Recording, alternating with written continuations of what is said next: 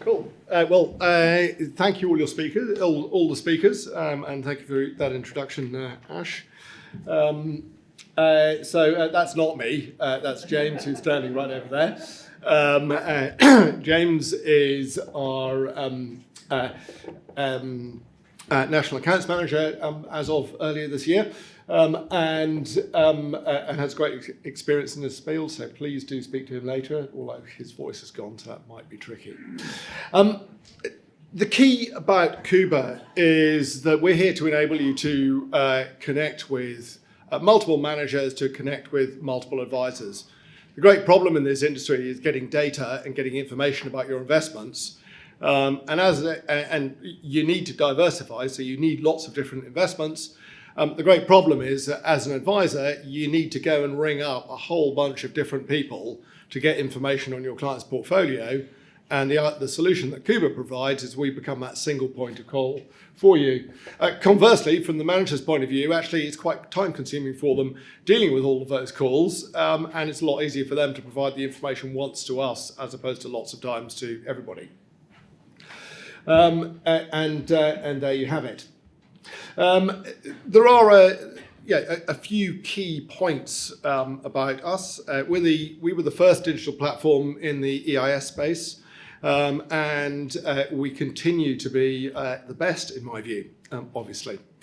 The key points: we enable advisors to connect easily with multiple investors, and the aim is to simplify the space and to make the investment decisions easy for you. Our online platform is very straightforward to use, very easy, and is designed to give you very clear information right across the piece.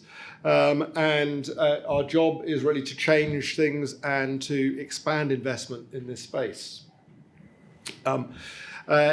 Key things, the key problems. The first problem, diversifying, very time consuming, very hard work for you. As a platform, we make it very easy and straightforward. This space is extremely admin heavy. I reckon that you must have over 100 pieces of paper in a 3-year period per investment you make. All of that gets digitalized online. All of that becomes much easier through the document repository. And of course, we're a single place to get the information. The market tends to be populated by a lot of smaller providers. And indeed, you want small providers in this space. You don't want big, large companies. You want because smaller providers tend to have the experienced entrepreneurs and give you access to that. And of course, you need a digital platform to access those smaller things. And of course, we enable the ongoing advice as well. We make it easier to manage the portfolios generally. Diversification is something which is really very important, and this will pull out a couple of things that I wanted to cover here. If you put your client into a portfolio, there are a few reasons why you might want it diversified. Firstly, you want to manage the risk. One investment, there's probably, I think, if you talk to Kieran, it may be that half of it, the 50% chance of it failing. You talk to other people, and equally a 50% chance of it doing extremely well. But what you actually want is you want probably about 30 of those, so that the successes balance out the failures, and you narrow that curve. Investing across vintages is something which is really quite important, and we're certainly starting to see that on the platform with different years of investment giving different outcomes. So diversifying across vintages. Vintage is the year which you commit your money. My prediction actually is that 2019 is going to be really quite a good vintage for investment. It's a period where I would expect that valuations are constrained. 2018 was a very difficult year for capital raising. There were lots of challenges. I said earlier, the patient capital review at the beginning of the year, Brexit at the end of the year meant that people tended to hold off committing funds. And that will mean that the investee companies will be reducing their valuation to make themselves to give themselves a better chance of getting that money which is flowing around at the moment. We're seeing signs that the capital flows are starting to ease up. We're seeing signs that the capital flows, that people are starting to commit funds. I would say that this is actually really quite a good time to invest for those reasons. Funding stage, we've talked about quite a lot. We've talked about some investors where they like to invest early and then to get super returns. Other people, such as Guinness, Shane very eloquently put it, investing later, you're going to get a much lower return out of a later stage investment because you're further down the track. But equally, you're investing closer to the finish line, which means that your client's going to get their money back that little bit earlier. Now, what you really want is you don't want all of the exits to hit exactly at the same time. You want those investments to be spread over a period of time. So if you have some early stage and some late stage in the portfolio, actually that will work quite nicely because you should get a balanced flow of exits over probably a 5 to 10 year period. It's fairly obvious that you want to diversify across the underlying company. And fund managers, as you've seen today, you've heard from 11 different managers. They've all got 11 different styles of investment, 11 different ways of choosing investments. And it's important to get a diversification across that. My last point is I think it's important to diversify across tax structure as well. Different structures give you different things. Some of the developments we've got coming up, I mentioned earlier on as we were talking at the beginning, we've got quite a lot of developments on the tax certificate front.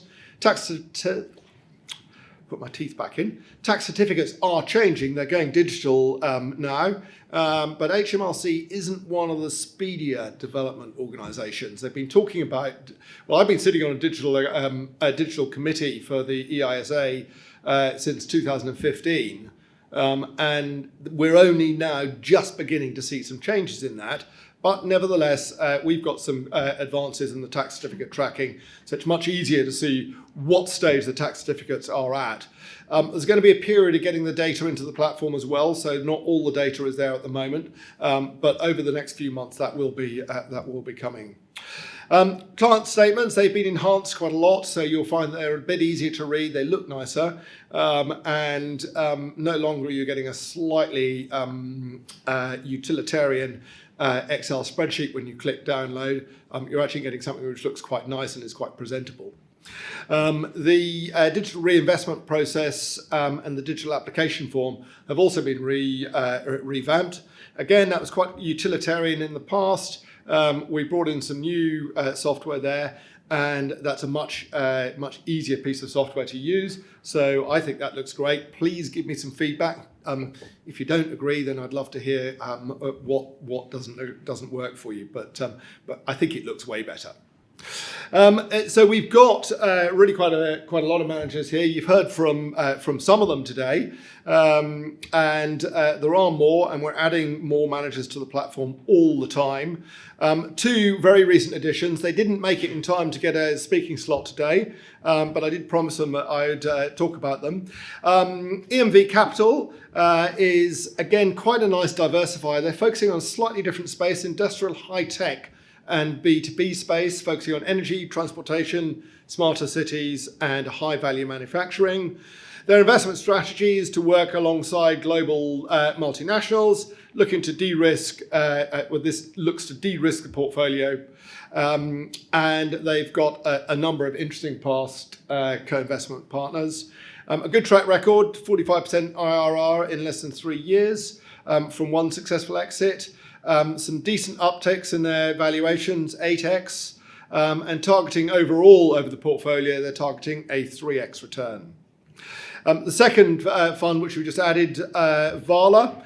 Vala is a generalist portfolio. They've got some relationships with a group of incubators, and they pick up a lot of deal flow out of those incubators. So they're investing in companies that they know they've watched and they've seen, and they're picking them up. They a spread between early and later stage.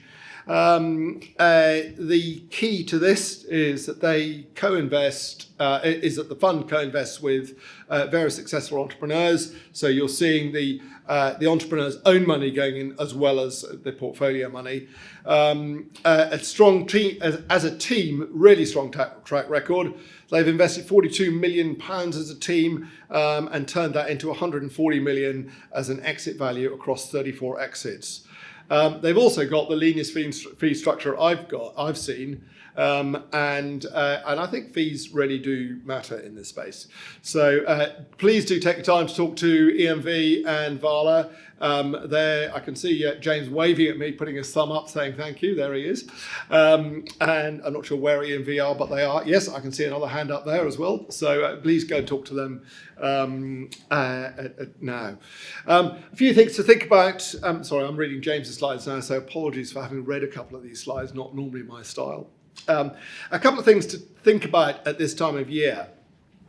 Carryback is really important for some investors, but it's not as important as you think for all investors. So if you want to rush clients into a portfolio and make sure they get invested quickly, then absolutely use the carryback, but think hard about it, because you are going to narrow your investments. You're going to narrow your choice of investment. So if the client doesn't need it, then perhaps you don't need to focus on it. But if they do need it, absolutely, you need to get that money committed now. I reckon there are probably 10 funds that we've got who can definitely invest all the money before the tax year end today.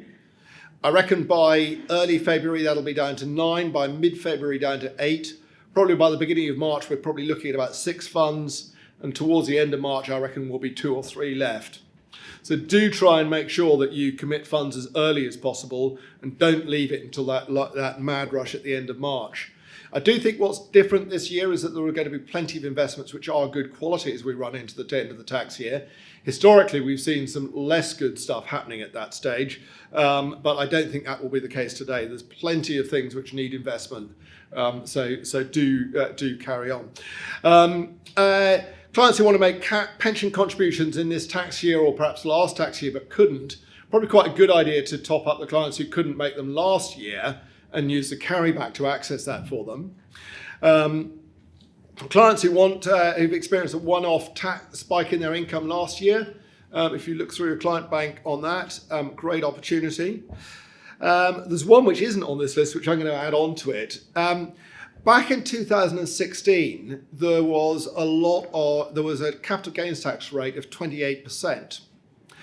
Now, for clients who had capital gains, and quite a lot of capital gains took place in March because there was a change in property rules. So anybody who disposed of commercial properties in 2016, in March 2016, there were a lot of them, will have paid 28% capital gains. If they do an EIS today and defer that gain, they've got until they can only just still do that. They'll pay the capital gains tax back probably at 20%, unless we get a change of government and that doesn't work anymore. When I say that doesn't work anymore, I mean the capital gains tax rates go up. But that's an important point.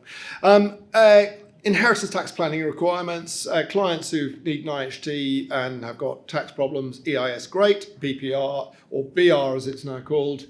I'm about 4 years out of date saying BPR, is another thing to be thinking about. So that really just leaves me to say thank you very much for coming. I hope you find it useful. Quite a lot of presentations, I know, so it's quite hard to concentrate. But also a huge amount of information. I certainly found it very interesting. Thank you for coming. There are drinks going to be served at the back. Please take time to go and talk to the managers individually. And thank you very much.